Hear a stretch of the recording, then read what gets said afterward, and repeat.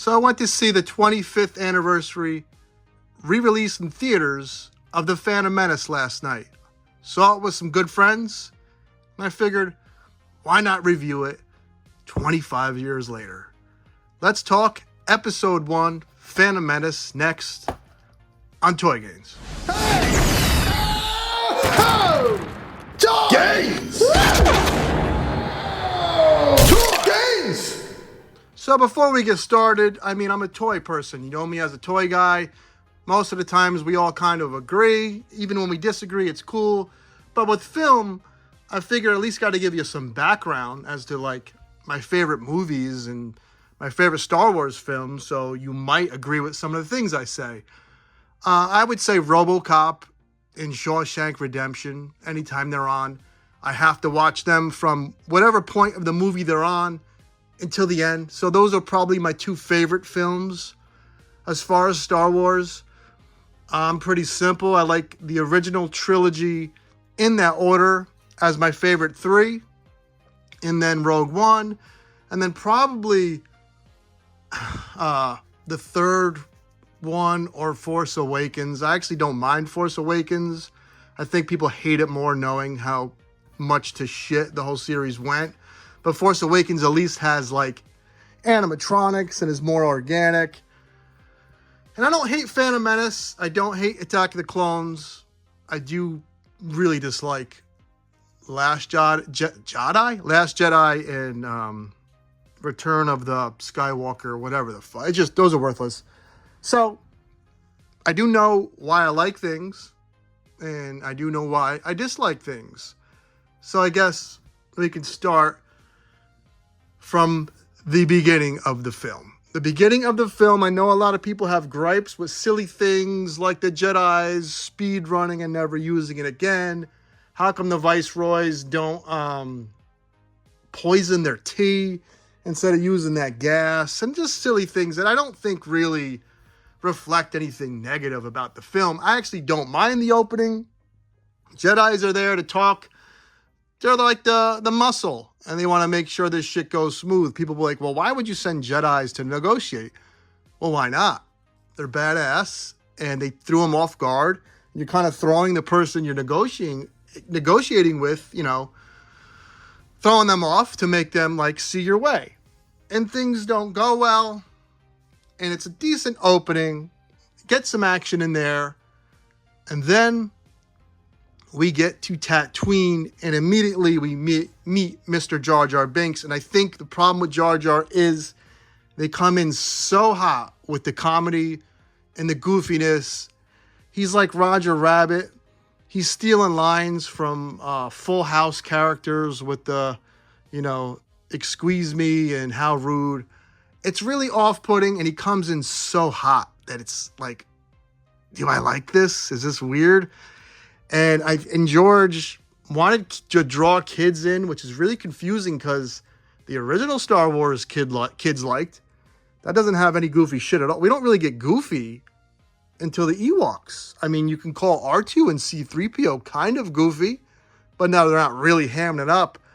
So why he comes in so hot with Jar Jar, I can't defend. It's odd. We go to the underwater place and we meet Boss of the Naboos, and he's kind of more of the hamminess, and it's kind of weird. And Jar Jar comes along for the ride, and all that is still kind of fun. Jar Jar is annoying, but we're still having some fun. Then we get to Tatooine, and we are on Tatooine for far too long. This is where the movie really starts to put you to sleep almost. And in the theater, I'm focusing. At home, you can go make a sandwich, pause it, take a shit, get a blowy from your wife, fast forward it. At the theater, I'm locked in. And we have Obi-Wan back at the ship defending it. And Qui-Gon calls Obi-Wan. He meets the boy. Obi-Wan calls him back. They think it's a ruse when they have the hologram of someone saying they need help at Naboo. And then we go talk to Watto. Watto's funny as hell, though. He's kind of like a little Jewish rabbi / Indian guy. A lot of weird stereotypes in this film, but I don't give a fuck about that. I'm from the 80s, man, where we called people all types of shit. That doesn't really bother me, but it is funny. He's like a little Jewy or Arab shopkeeper. The Viceroy is like an Asian dude. Jar Jar's like a fucking Jamaican. It's really strange, and I don't get it, but I'm not bothered by it. I think it makes it kind of quirky and odd. But we're on Tatooine. What should have happened, one of the scenes should have had Obi-Wan fight off some Tusken Raiders at that ship.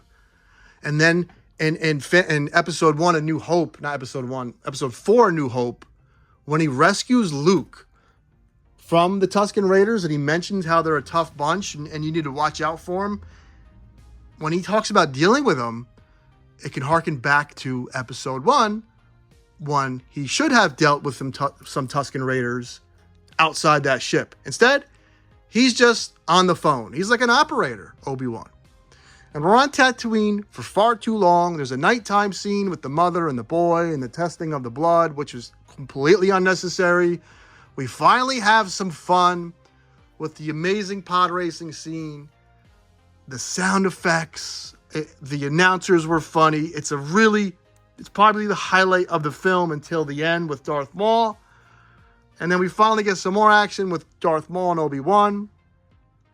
And then we come to more slow parts. Now I finally get, Naboo, they're basically blocking trade to Naboo as a smokescreen to kind of get this meeting, to make people look like they don't know how to make the right decisions. This is all ruse to get Palpatine as the boss, basically, the head of everything. And all that's fine. It's boring. It's real adult-like. And at this point in the film, Jar Jar starts to settle in. Jar Jar actually says something kind of poignant to Padme. Or the Queen, not Queen Amidala. He says, maybe your people don't like the Gungans because you fear or you know how strong we are. And the light bulb goes off in her head to maybe at some point we're going to have to use the Gungans. And that's fine. I thought that was actually cool. I think Jar Jar starts to tone it down a bit and gets less annoying. So I think if that Jar Jar was in the whole film, people wouldn't have hated him as much. Another thing, the battle droids, I think, are a cool design. They look cool. They're fun. They say fun shit. But they're not nothing looks organic in this film. The droids don't look organic. I could, when you show a beautiful building and it's not real, I know why you couldn't make that real.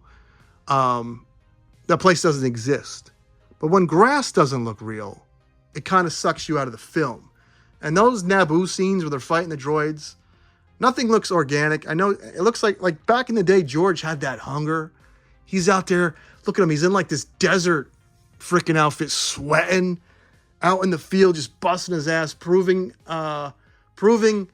his worth to film. And then when they make Phantom Menace, he's just kind of sitting in a building that's air conditioned. It doesn't have that grit, and it really takes away. Star Wars needs that grit and that grime. That's why Rogue One feels more lived in, and even Force Awakens feels more lived in, because things look a little more natural. I think that makes the film look kind of sterile. It kind of separates you from thinking all this stuff is alive and real. There's a disconnection there. I do think the film ends well, but then we have like Boss Nass holding up like the Spencer Globe for some reason, like that's the big award. Is the film, the tones are mixed. It goes from serious to over the top funny to people dying to over the top funny to serious things. It's the tone, it's the pace, but overall, I really think if those Tatooine scenes were shortened up, and instead of a 2 hour and 12-minute runtime, more like a 1 hour and 50-minute runtime, I think everything would have been so much better. I don't know. I'm not a film guy. I just know what I like and I know what I dislike. Figured I'd share my 2 cents. Tomorrow we will have a traditional toy review, followed by the Mega Powers podcast. As always, take care, have fun. Like, comment, subscribe. Yeah!